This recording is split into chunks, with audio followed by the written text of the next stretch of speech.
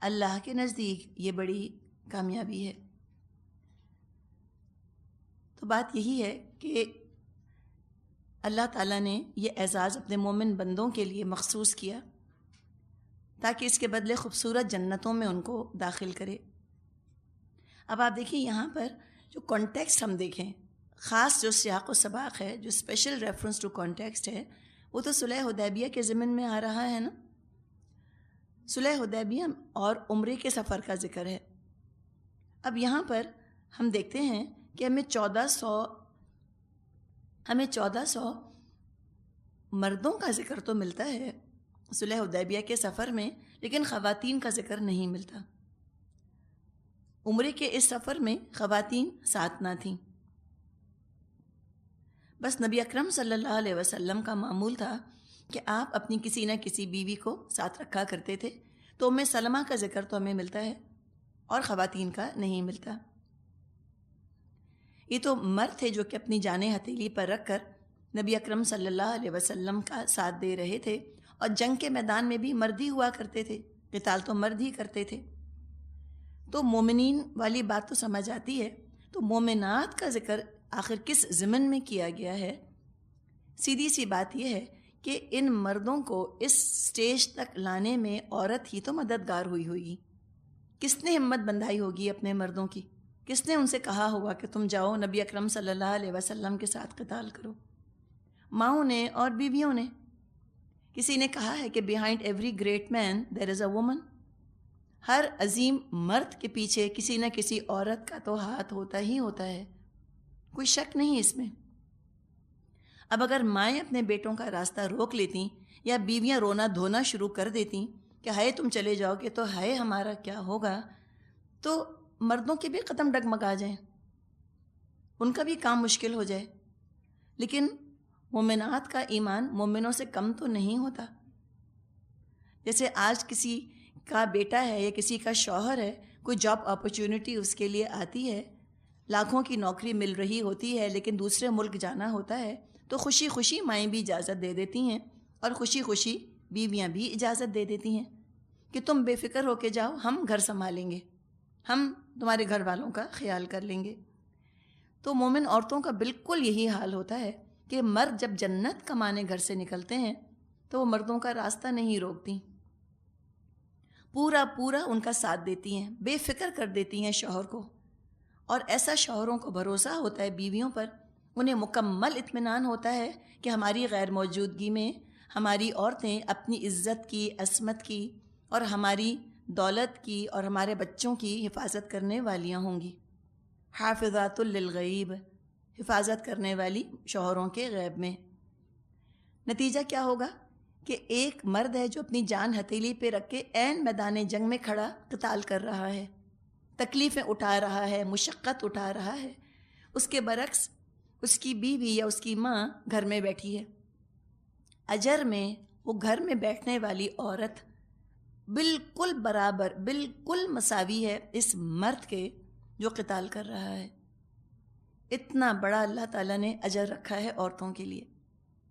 اور اس کے بارے میں سورہ احزاب میں ایک حدیث آپ کو سنائی تھی، جس میں کہ کچھ خواتین آئی تھیں اور ان خواتین نے ایک خاتون کو نمائندہ بنا کر نبی اکرم صلی اللہ علیہ وسلم کی طرف بھیجا تھا، اور انہوں نے کہا تھا کہ مرد جمعہ پڑھتے ہیں اور جنازے پڑھتے ہیں اور قتال میں حصہ لیتے ہیں اور سب کچھ کرتے ہیں، ہم تو گھروں میں بیٹھنے والیاں ہیں، ہم تو بچے پیدا کرتی ہیں اور ان کے گھروں کا خیال رکھتی ہیں، تو کیا اجر میں بھی ہم ان سے پیچھے رہیں گی؟ آپ نے فرمایا نہیں، جو عورت گھر میں رہتی ہے اور شوہر کے پیسے کا، بچوں کا خیال رکھتی ہے، وہ اجر میں اپنے شوہر کے برابر ہی ہوگی۔ بلکہ بعض روایات میں تو آتا ہے کہ وہ بیویاں جو اپنے شوہروں کی ہمت افزائی کیا کرتی تھیں دین کے کاموں میں، وہ اپنے شوہروں سے 500 سال پہلے جنت میں پہنچ جائیں گی۔ تو وہاں بھی اب آپ گھڑی دیکھ رہی ہوں گی کہ اب تک نہیں پہنچے، 500 سال، 450 سال گزر گئے، کہاں رہ گئے؟ تو ہمیں تو عادت ہی ہے نا آفس انتظار کرنے کی، اب تک نہیں آئے آفس سے۔ تو لیکن وہ جنت جگہ کتنی خوبصورت ہوگی نا، تو کتنا خوبصورت اجر ہے جو اللہ دے دے کہ اللہ پہلے ہی جنت میں داخل فرما دے۔ اور یہ بات بھی فرما دی وَيُكَفِّرُ عَنْهُمْ سَيِّئَاتِهِمْ، انسان ہونے کے ناطے جو خطائیں ہیں، جو گناہ ہیں، کوئی فرشتوں کی طرح معصوم نہیں ہو سکتا، چاہے کوئی صحابی ہی کیوں نہ تھا یا کوئی ولی اللہ ہی کیوں نہ ہو۔ بہرحال جو بھی کمی کوتاہی ہوگی اللہ سب سے درگزر فرمائے گا۔ اتنا اللہ کو پیار آتا ہے مجاہدوں کے اوپر، اور مجاہد کو سپورٹ کرنے والے پر، مجاہد کی مدد کرنے والے پر بھی اللہ کو بہت پیار آتا ہے۔ جیسے حدیث میں مضمون آتا ہے نا کہ فقط جہز غازیا فقد غزا، کہ جس نے کسی غازی کا سامان مہیا کیا اس نے خود بھی جہاد کیا، اور فرمایا کہ یہ تو بہت بڑی کامیابی ہے اللہ کے نزدیک۔ اب اس کا ریورس بتایا جا رہا ہے، وَيُعَذِّبَ الْمُنَافِقِينَ وَالْمُنَافِقَاتِ وَالْمُشْرِكِينَ وَالْمُشْرِكَاتِ الظَّانِّينَ بِاللَّهِ ظَنَّ السَّوْءِ عَلَيْهِمْ دَائِرَةُ السَّوْءِ وَغَضِبَ اللَّهُ عَلَيْهِمْ وَلَعَنَهُمْ وَأَعَدَّ لَهُمْ جَهَنَّمَ وَسَاءَتْ مَصِيرًا۔ اور ان منافق مردوں اور عورتوں اور مشرک مردوں اور عورتوں کو سزا دے جو اللہ کے متعلق برے گمان رکھتے ہیں، برائی کے پھیر میں وہ خود ہی آ گئے، اللہ کا غضب ان پر ہوا اور اس نے ان پر لعنت کی اور ان کے لیے جہنم مہیا کر دی جو بہت ہی برا ٹھکانہ ہے۔ کامیابی کے ساتھ ساتھ ناکامی کا تصور بھی فوراً ہی آتا ہے۔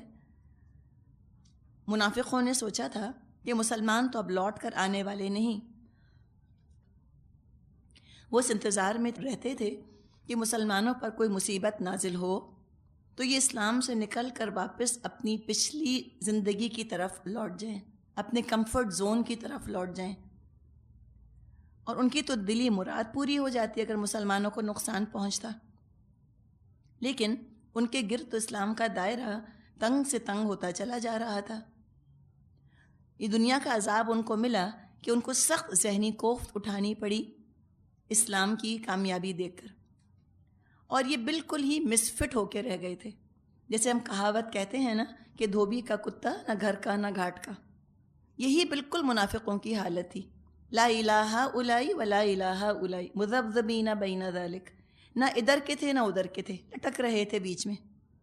مشرکوں میں جاتے تھے تو مشرک دھتکار دیتے تھے ان کو، مومنوں میں آ کر بیٹھتے تھے، مومن ان کو عزت کی نظر سے نہ دیکھتے تھے۔ یہ اس وجہ سے ہوا کہ انہوں نے اپنی وفاداریاں تقسیم کر کے رکھیں۔ اپنی وفاداری جب انسان تقسیم کرتا ہے، کچھ کفر کے ساتھ اور کچھ اسلام کے ساتھ رکھتا ہے، تو وہ کہیں چین نہیں پاتا، نہ وہ اسلام انجوائے کر پاتا ہے نہ وہ کفر انجوائے کر پاتا ہے۔ جیسے ہو نہیں سکتا کہ ایک انسان درس کی مجلس میں اور غزل کی مجلس میں برابر کا کمفرٹیبل ہو، ایک جیسا ایٹ ہوم فیل کرے، ایک جیسا مطمئن ہو، ناممکن ہے، ہو نہیں سکتا۔ اگر کوئی سوچتا ہے کہ ہم درس بھی اٹینڈ کر لیتے ہیں اور غزل بھی اٹینڈ کر لیتے ہیں، جب غزل سن رہا ہوگا تو ضمیر کا چوکے دے رہا ہوگا کہ تم کو یہاں ہونا نہیں چاہیے، ہے کوئی میری کلاس فیلو مجھ کو نہ دیکھ لے، یہ خوف، اور گروپ انچارج نہ آ جائیں، وہ نہ دیکھ لیں، ان کو نہ پتہ چل جائے۔ اور جب درس کی مجلس میں آ کے بیٹھا ہوگا، سر کور کیا ہوگا، سوچتا ہے کہ غزل والے مجھ کو نہ دیکھ لیں، تو نہ ادھر چین نہ ادھر چین، تو کیوں جان مصیبت میں کرے؟ دل ٹھوک کر انسان جو ہے پورے کا پورا ادخلوا فی السلم کافۃ، تم پورے کے پورے اسلام میں داخل ہو جاؤ، تم چھوڑو کفر کو، مت جاؤ کفر کی مجلسوں میں، مت گناہوں کی مجلسوں میں تم شرکت کرو۔ چین ویسے ہی نہیں آنا، تو جب چین نہیں آنا تو فائدہ جانے کا۔ تو یہ لیکن منافقوں کا یہی حال ہوا کرتا تھا، تو ان کے لیے بھی اللہ تعالیٰ نے فرمایا کہ ان کے لیے بھی اللہ عذاب مہیا فرمائے گا، اور مشرک عورتوں اور مشرک مردوں کے لیے بھی۔ کوئی شخص بھی ساری زندگی منافق رہ نہیں سکتا جب تک کہ اس کے پیچھے اس کی عورت بھی اس جیسی نہ ہو۔ کیوں؟ آخر اس کی بیوی ایسی تھی۔ ہم نے پڑھا ہے سورہ توبہ میں نا کہ منافق مرد اور منافق عورتیں ایک دوسرے کے ساتھی ہیں۔ اگر شوہر منافق ہے تو بیوی اپنے آپ کو نفاق سے بچائے، کیا پتہ اللہ اس کے ذریعے سے شوہر کو ہدایت دے دے۔ اسی طرح یہ مشرک مرد، ان کے ساتھ ان کی ہمت افزائی کرنے والے مشرک عورتیں، جیسے ابو جہل تھا، ابو جہل کی بیوی ام جمیل، اس سے بڑھ کر کٹر مشرک، تو کیا کیا؟ ایک دوسرے کی مدد ہی کی نا جہنم کی آگ بھڑکانے میں۔ اور یہ اللہ کے بارے میں برے برے گمان کرنے والے لوگ۔ فرمایا کہ یہ اللہ کے بارے میں برے گمان کرتے ہیں، اللہ کو اچھا نہیں سمجھتے، اللہ سے بدگمانی رہتی ہے، بدظن رہتے ہیں، اللہ سے مس انڈرسٹینڈنگز رہتی ہیں اللہ کے بارے میں، اور یہ اسلام کے بارے میں برے دنوں کے منتظر رہا کرتے تھے۔ فرمایا علیہم دائرۃ السوء، ان پر ہے برائی کی گردش۔ دائرۃ السوء یہ عربی کا محاورہ ہے، مطلب ہوتا ہے مصیبت آ جانا کسی کے اوپر۔ تو مشرکوں کے لیے تو ذلت اور رسوائی مقدر ہوئی۔ جو اسلام نہیں لایا، فتح مکہ کے بعد اس کو عرب کا علاقہ چھوڑ کر جہاں موقع ملا وہاں چلا گیا، ملک بدر ہو گیا، ایگزائل ہو گیا، اور ان کے بنائے ہوئے معبود ان کے کچھ بھی کام نہ آئے۔ جو برائی منافقوں نے، مشرکوں نے مسلمانوں کے لیے چاہی تھی وہ ان کے اوپر آ کر پڑ گئی۔ تو بڑی سخت اللہ تعالیٰ نے یہاں پر وعید ان کو سنائی ہے کہ ان کے اوپر گردش ہے، اللہ ناراض ہوگا ان کے اوپر، اور اللہ نے لعنت کی ہے ان کے اوپر، اپنی رحمت سے دور کر دیا ہے مشرکوں اور منافقوں کو، اور تیار کی ہے جہنم، اور بہت ہی بری لوٹنے کی جگہ ہے۔ وَلِلَّهِ جُنُودُ السَّمَاوَاتِ وَالْأَرْضِ وَكَانَ اللَّهُ عَزِيزًا حَكِيمًا، زمین اور آسمانوں کے لشکر اللہ ہی کے قبضہ قدرت میں ہیں، اور وہ زبردست اور حکیم ہے۔ یعنی کیا سوچ کر انہوں نے اللہ کی مخالفت پر کمر کسی، جنگ بھی کرنے آئے تو اللہ سے، سپریم پاور سے جنگ کرنے کی سوچی، تو اللہ کی طاقت کا، اللہ کی قدرت کا دراصل اندازہ نہ لگا سکے ہوں گے جو ایسی حماقت کی حرکتیں کی انہوں نے، اس حماقت کے مرتکب ہوئے۔ جیسے اللہ تعالیٰ نے فرمایا ہے کہ وَمَا قَدَرُ اللَّهَ حَقَّ قَدْرِهِ، اللہ کی قدر نہ کر سکے، اللہ کا اندازہ نہ لگا سکے جیسا کہ اس کے اندازہ لگانے کا حق تھا۔ رسول بلاتے رہے لیکن رسول کی پکار سننے پر تیار ہی نہ ہوئے۔ اب نبی اکرم صلی اللہ علیہ وسلم کا ذکر ہے، إِنَّا أَرْسَلْنَاكَ شَاهِدًا وَمُبَشِّرًا وَنَذِيرًا لِتُؤْمِنُوا بِاللَّهِ وَرَسُولِهِ وَتُعَزِّرُوهُ وَتُوَقِّرُوهُ وَتُسَبِّحُوهُ بُكْرَةً وَأَصِيلًا۔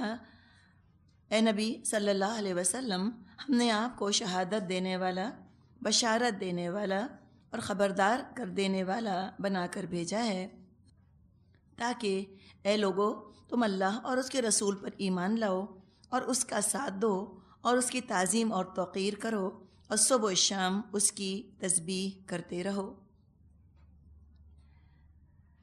تو برے انجام سے لوگوں کو بچانے کے لیے نبی اکرم صلی اللہ علیہ وسلم کو اللہ نے شاہد بنایا، یعنی گواہ بنا کر بھیجا۔ خود اپنی زبان مبارک سے آپ نے مشرکین عرب کو توحید کا پیغام پہنچا دیا۔ اب مشرکین عرب تو کم از کم اللہ کے سامنے کوئی عذر، کوئی بہانہ نہ تراش سکیں گے، اور رسول کے بھیجنے کا فائدہ وہی لوگ اٹھائیں گے جن کے دل کھل گئے ہوں گے، اور وہی خوشخبری کے مستحق ہوں گے۔ تو اب عربوں کی تقدیر کا فیصلہ تو نبی اکرم صلی اللہ علیہ وسلم کے ساتھ وابستہ ہے۔ ان پر ایمان لائیں گے نجات پائیں گے، نہیں لائیں گے نجات نہ پا سکیں گے۔ تو کرنے کا کام کیا ہے؟ لِتُؤْمِنُوا بِاللَّهِ وَرَسُولِهِ، تم ایمان لاؤ اللہ پر اور اللہ کے رسول پر۔ ایمان رکھو، ایمان لاؤ، اگر ایمان لے آئے ہو تو ایمان رکھو، یعنی مسلمان ہو تو اب اسلام کے تقاضے عملی پورے کرو، اور اگر تم ابھی تک ایمان نہیں لائے تو اب ایمان لاؤ، مانو، اللہ کی معرفت حاصل کرو۔ ایسے اللہ کو مت پوجو جو تم نے اپنے ذہنوں میں بنایا ہوا ہے، اس اللہ کو مت پوجو جس کا تم نے بیٹا بنا دیا، یا وہ اللہ جس کو کہ نعوذ باللہ کسی مددگار کی ضرورت ہے، جس کا علم نامکمل ہے، اور کچھ انسان ہیں جو کہ اس کو علم دیتے ہیں تو وہ پھر آگے فیصلے کرتا ہے۔ انسانوں کا محتاج خدا نہیں، بلکہ اس خدا کو مانو جس کا کہ ذکر قرآن میں کیا گیا۔ خود اللہ نے اپنے بارے میں بتایا ہمیں اللہ کیسا ہے۔ تو سنی سنائی باتوں پہ یقین مت کرو، ایمان لاؤ اللہ پر، اللہ کی معرفت حاصل کرو اور اس کے رسول پر ایمان لاؤ۔ اور کیا کرنا ہے؟ وَتُعَزِّرُوهُ، اور اس کا ساتھ دو۔ یہاں ہو کی ضمیر جا رہی ہے رسول صلی اللہ علیہ وسلم کی طرف،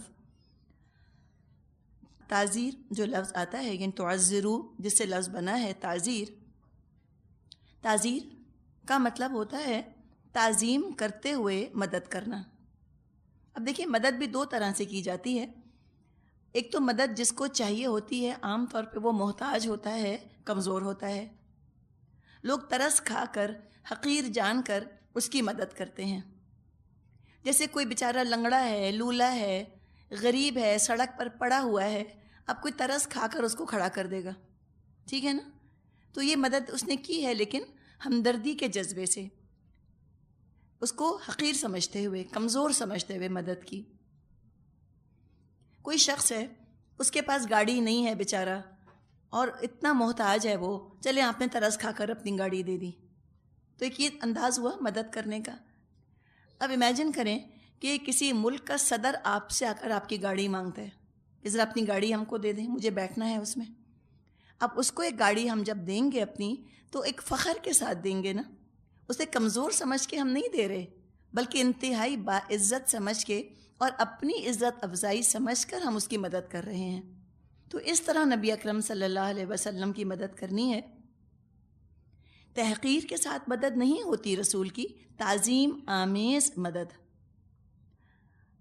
یعنی کہ یہ احساس کہ ہم ان کی مدد کریں گے تو ہماری عزت میں اضافہ ہوگا، ہم ان کو کچھ دیں گے تو یہ ہماری عزت افزائی ہے، یعنی کہ the honor is all mine، کہ مجھے اس قابل سمجھا کہ مجھ سے مانگا، تو ذرہ نوازی کی گئی ہے، میری قدر افزائی کی گئی ہے کہ مجھے پکارا گیا۔ اس طرح مدد کرنی ہے نبی اکرم صلی اللہ علیہ وسلم کی۔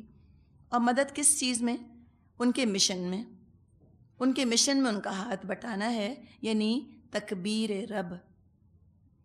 نبی اکرم صلی اللہ علیہ وسلم کا مشن تھا وَرَبَّكَ فَكَبِّرْ، اپنے رب کو بڑا کیجئے، اللہ کی مرضی تمام مرضیوں پر غالب آ جائے، اللہ بالفعل بڑا ہو جائے، ہر جگہ بڑا ہو جائے، اور اس مقصد کے لیے ہر ممکن بھاگ دوڑ، جد و جہد، کوشش، حتی الامکان جو انسان کر سکتا ہے کرے۔ اور اس کا ہم دیکھتے ہیں کہ عملی نمونہ صحابہ نے ہمارے سامنے رکھ دیا۔ دین کو عملی طور پہ نافذ کرنا ہی دراصل اللہ کو بڑا کرنا ہے، شریعت کی بالادستی ہو جائے۔ تو انہوں نے اس کے لیے کوششیں کیں، جہاں نبی اکرم صلی اللہ علیہ وسلم کا پسینہ گرا انہوں نے خون بہایا، جہاں نبی اکرم صلی اللہ علیہ وسلم کو زخم لگے انہوں نے جانیں دیں۔ تو اس طرح سے انہوں نے نبی اکرم صلی اللہ علیہ وسلم کی مدد کی۔ وَتُوَقِّرُوهُ، اور ان کی تعظیم اور توقیر کرو، تعظیم اور توقیر کرو یعنی عزت کرو۔ عزت یوں سمجھیں کہ دو چیزوں کا مرکب ہے، کمپاؤنڈ ہے عزت، آنر یا کسی کی تعظیم کرنا۔ عزت میں اطاعت کرنا بھی آتا ہے اور محبت بھی آتی ہے۔ تو توقرو، محبت بھری اطاعت، بات مان کر خوشی ہو، سینس آف اچیومنٹ ہو، کچھ حاصل کرنے کا احساس پیدا ہو۔ اور کتنی محبت کرنی ہے نبی اکرم صلی اللہ علیہ وسلم سے؟ بخاری اور مسلم میں روایت ہے کہ لا یؤمن احدکم حتی اکون احب الیہ من والدہ وولدہ والناس اجمعین، کہ تم میں سے تو کوئی مومن ہو نہیں سکتا جب تک میں اس کو اس کے والدین سے اور اس کی اولاد سے اور تمام انسانوں سے زیادہ پیارا نہ ہو جاؤں۔ تو اپنے دلوں کو ہم ٹٹول لیں، کیا واقعی نبی اکرم صلی اللہ علیہ وسلم کی ایسی محبت ہے؟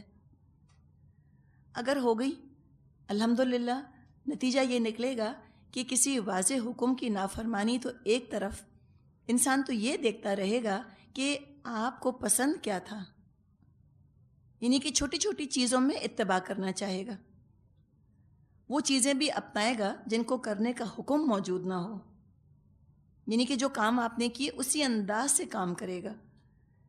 ہم کہتے ہیں نا انگلش میں کہ imitation is the sincerest form of flattery, کسی کی مماثلت اختیار کرنا اس کی دراصل تعریف ہی ہے۔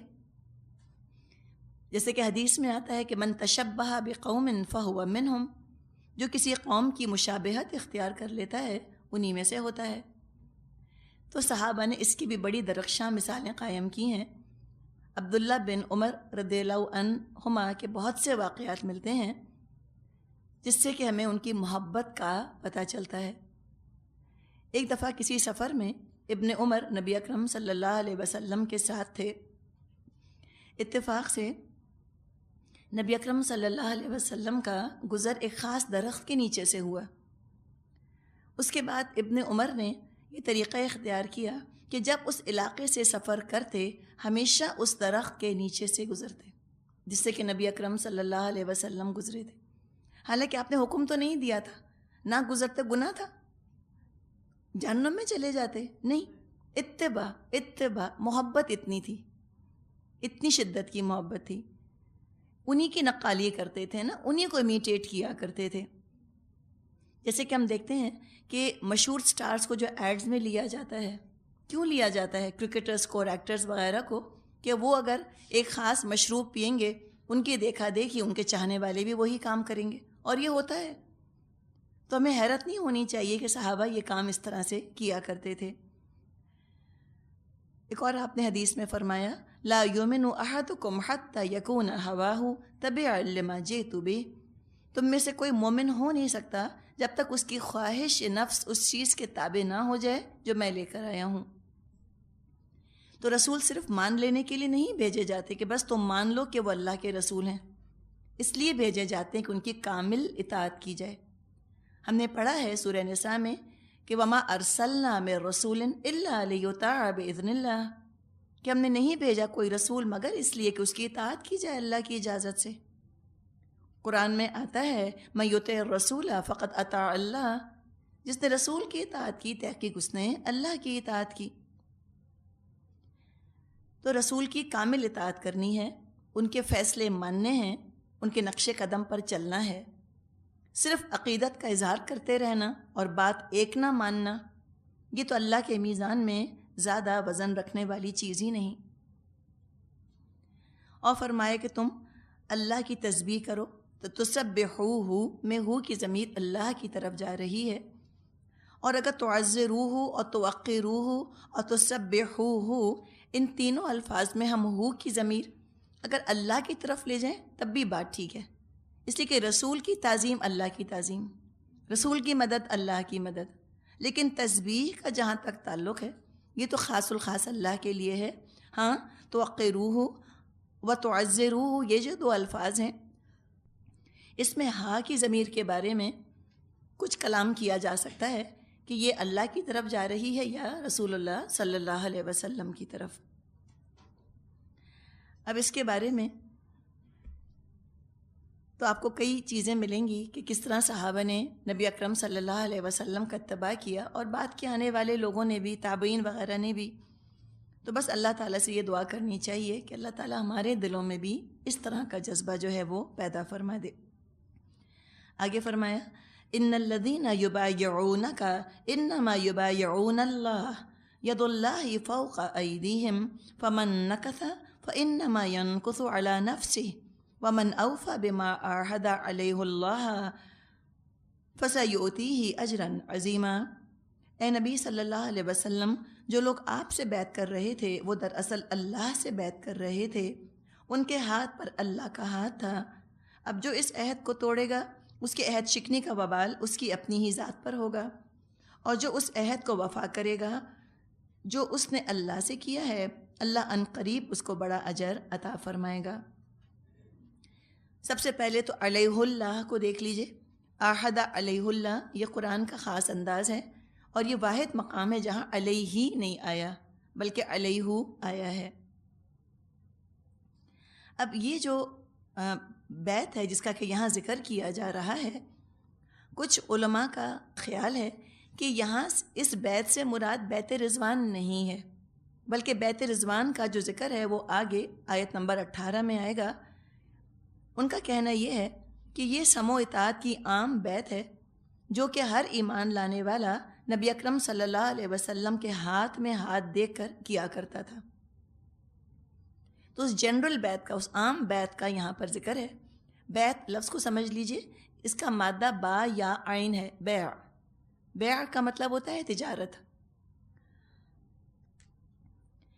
تجارت کرنا، اللہ سے سودا کرنا، جیسے کہ سورہ توبہ میں ہم نے پڑھا ہے کہ اللہ نے تو خرید لی ہیں مومنوں سے ان کی جانیں اور ان کے مال، اس لیے کہ اس کے بدلے ان کے لیے جنت ہے۔ تو لہٰذا اللہ سے خرید و فروخت کر لو، لیکن جو تم بیچ رہے ہو اللہ کے ہاتھ، ابھی وہ ادھار کا سودا ہے، اجر اس کا بعد میں ملے گا، قیامت آئے گی اس کے بعد اللہ اجر دے گا، اور اجر اتنا ہوگا جو تمہاری توقعات سے بہت بڑھ کر ہوگا۔ اب یہ جو بیت جس کا کہ مفسرین کے خیال میں یہاں ذکر ہے، یہ بیت عقبہ ثانی والے الفاظ ہیں کہ جو مکے میں کچھ انصار آئے تھے اور انہوں نے آ کے نبی اکرم صلی اللہ علیہ وسلم سے بیعت کی تھی، جس کو بیت عقبہ ثانیہ کہا جاتا ہے۔ 75 لوگ آئے تھے مدینے سے، اور یہ عقبہ کا مقام مکہ اور منا کے درمیان واقع ہے۔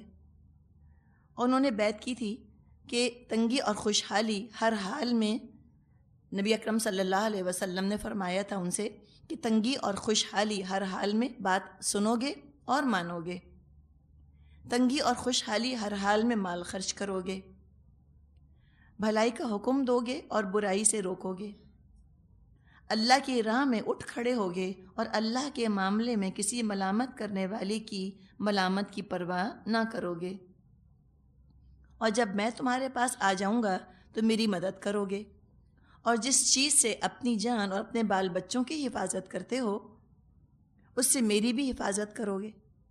تو ان شرائط پر لوگ بیعت کیا کرتے تھے نبی اکرم صلی اللہ علیہ وسلم سے، اور جو بھی یہ بیعت توڑ دے تو فرمایا کہ ٹھیک ہے، پھر اس کا وبال تو اس کے اپنے اوپر ہی ہوگا۔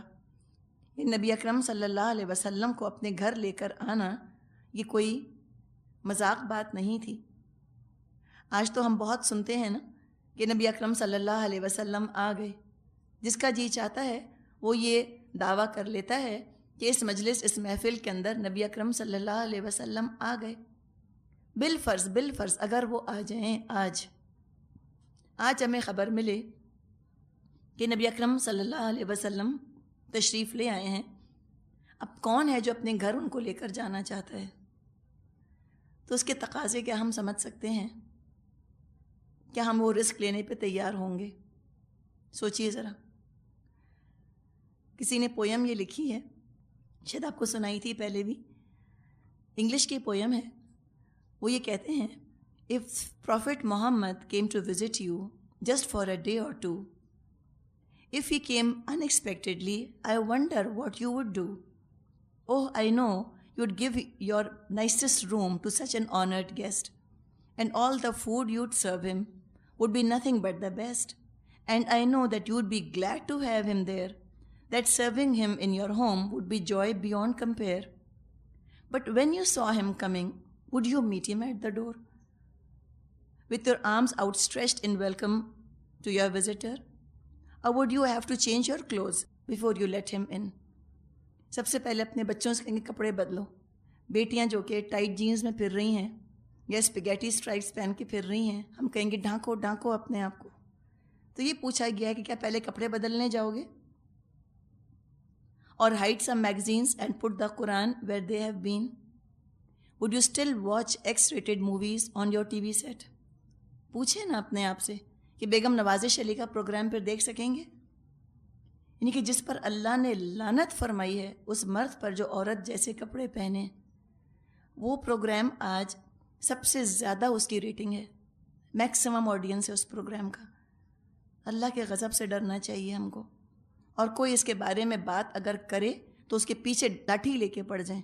نیرو مائنڈڈ ہیں اور آرٹس کے خلاف اور انٹرٹینمنٹ کے خلاف ہیں کہ وہ برقع ویگنزا انہوں نے کوئی ڈرامہ سٹیج کر لیا ہے اور وہ کہہ رہے ہیں یہ تو آرٹ کی آزادی ہے، ہم تو یہ کہیں گے ضرور۔